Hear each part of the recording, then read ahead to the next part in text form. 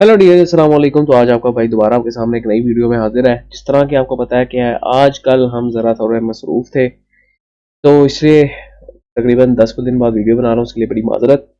तो आज हमारे पास है फ्राइडे का दिन, 8 ऑफ मार्च है हमारे पास, और 2024 है। तो ये स्पेसिफिकली वीडियो एंग्रो के लिए है, तो हम यहाँ पे एंग्रो का चार्ट भी खोल लेते हैं। लेकिन उससे पहले आपको एक चीज़ बताता जाऊँ कि 1000 सब्सक्राइबर्स हमारे होने वाले हैं। तो जिस तरह ही 1000 सब्सक्राइबर्स आप लोग हिट करेंगे, आपको एक बोनस स्टॉक आपका भाई बताएगा, जिसमें रेगुलर डिविडेंड्स होंगे और आपको कैपिटल एप्रिसिएशन थोड़ी बहुत मिलेगी।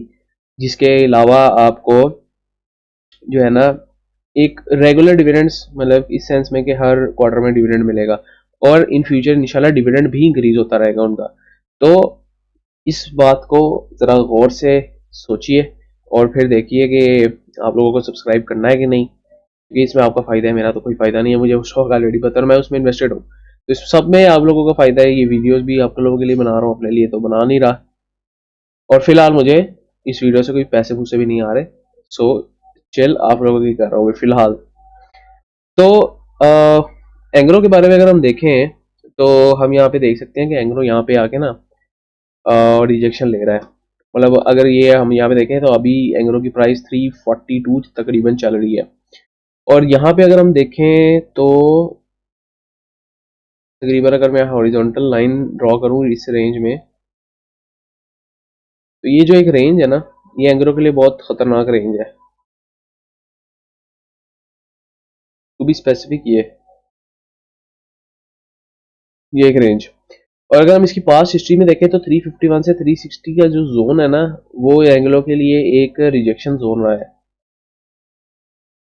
और इतनी ज्यादा रिजेक्शन के, अब सपोज देख लें, अगर एंग्लो यहाँ से उठ के यहाँ तक आया है, तो 63% गेन डाल के आया ना। और इतने बड़े अप ट्रेंड के बाद जब यहाँ से रिजेक्ट हुआ है, तो उतना ही नीचे चला गया तकरीबन वापस। तो हमें ये देखना चाहिए कि ये एंग्रो के लिए एक स्ट्रॉन्ग रिजेक्शन है, और ये एक दफा नहीं, ये दो दफा नहीं, ये काफी पास से 3-4 दफा यहाँ से रिजेक्ट हो चुका है। तो ये एक देखने वाली चीज है। और अगर हम यहाँ पे देखें, तो ये काफी अच्छे strong up trend higher highs बना के आ रहा था। और यहाँ पे अगर मैं पाथ मार्क करूं, एक तो इतनी देर से चार्ट यूज कर रहा हूँ, लेकिन अभी भी याद नहीं कि कौन से टूल्स कहाँ पे पड़े हैं। तो अगर यहाँ पे आप देखें ना, तो ये एक हायर हाइज और हायर लोज बनाता ऊपर जा रहा था। और जब इस हायर हाई यहाँ इसने बनाया, तो यहाँ से जो रिजेक्ट हुआ, तो उसको रिजेक्शन मिली इस सपोर्ट तक की। ठीक है, तो ये हमें देखना है कि ये एक बहुत अहम रिजेक्शन वाला जोन है। ये देखें, क्या है, एक तो ये एक रिजेक्शन वाला जोन है। एक दफा यहाँ पे टकरा के वापस दोबारा उसी रेंज में आ गया। ठीक है, और अब ये दोबारा ये हिस्ट्री दोहराने जा रहा है। ठीक है, तो अब इसमें मैं आप लोगों को क्या सजेस्ट करता हूँ, और मैं आप लोगों को सजेस्ट ये करूंगा कि आप लोग अपना तकरीबन तकरीबन 80% ऑफ योर इन्वेस्टमेंट यहाँ पे बेच दें एंग्रो में। जो भी आपने अपनी 80% इन्वेस्टमेंट की हुई है ना एंग्रो में, वो आप यहाँ पे सेल आउट कर दें। ठीक है, तो उससे काफ़ी अच्छा प्रॉफिट होगा। कि अगर आप देखें ना, क्योंकि अगर अपनी बात करूँ, तो मैंने 250 कुछ पे एंग्रो उठाया था। अगर मैं यहाँ पे 254 पे मैंने एंग्रो उठाया था, तो यहाँ पे अगर मैं इस रैली में देखूँ, तो मुझे 40% का ऐसे ही गेन मिल चुका है। और ये कितने महीनों में, ये अक्टूबर से मुझे अप्रैल तक मिल चुका है। अक्टूबर, नवंबर, दिसंबर, जनवरी, फरवरी, मार्च, अप्रैल, तकरीबन 6-7 महीनों में मुझे 41% का कैपिटल गेन मिल चुका है। तो अब मैं उस अपनी इन्वेस्टमेंट बाहर कर ली है। ठीक है, आप लोग को भी यही सजेस्ट करूंगा, अपनी इन्वेस्टमेंट बाहर कर लें। अब उसकी वजूहात मैं आपको, इसलिए ये एक वजह ये है कि एक रिजेक्शन जोन है। और दूसरी वजह ये देखें, यहाँ पे जो कैंडल्स बन रही है, बड़ी खतरनाक कैंडल्स बन रही है। यहाँ पे पिन बार कैंडल्स बन रही है।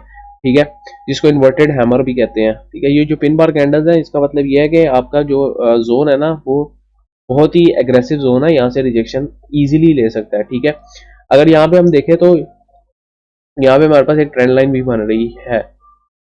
तो ये एक हमारे पास चैनल की फॉर्मेशन बना रहा था एंग्रो। ठीक है, अब इस चैनल की फॉर्मेशन में यहाँ पे हमें रिजेक्शन जोन मिला है। तो अब एंग्रो ने कहाँ तक रिजेक्ट हो सकता है, हमें ये उसके नोट करना है उसकी चीज। तो उसके लिए हम अपना फेवरेट टूल यूज कर लेते हैं। तो अगर हम यहाँ पे देखें, यहाँ पे एक जोन हम मार्क कर लेते हैं, तकरीबन तकरीबन ये जोन, और इसको मैं रिमूव कर देता हूँ, इसको भी मैं रिमूव कर देता हूँ। तो अगर एंग्रो रिजेक्ट होता है तो हमारे पास इस जोन में आ सकता है, ठीक है। वो हमारे पास जोन कौन कौन सा है, वो हमारे पास जोन है 316 से लेकर 326 तक की रेंज में, ठीक है। तो यहाँ पे एंग्रो आराम से आ सकता है।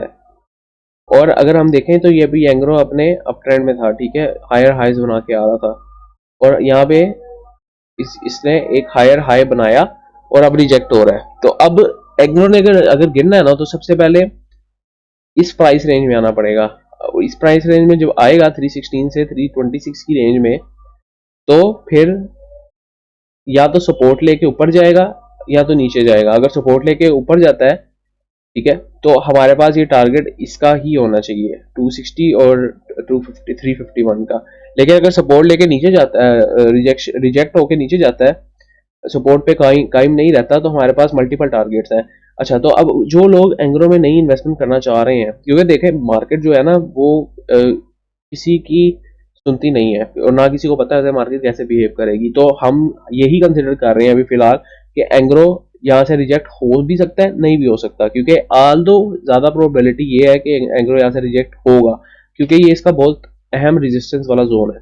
लेकिन हम इसके मद्देनजर देख रहे हैं कि एक सपोज ये एक बहुत ही अच्छी अप ट्रेंड में जा रहा है ना, और वॉल्यूम्स भी हमारे पास अच्छे खासे लग रहे हैं, तो ये अप ट्रेंड में जा रहा है, तो एंग्रो हमारे पास इसको अगर ब्रेक करता है तो फिर ऊपर भी जा सकता है, ठीक है।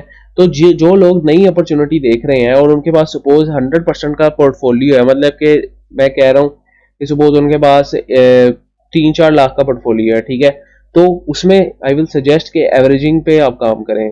वो एवरेजिंग क्या होगी कि इस प्राइस रेंज में आए एंग्रो, तो आप तकरीबन 20% बाइंग कर लें, ठीक है।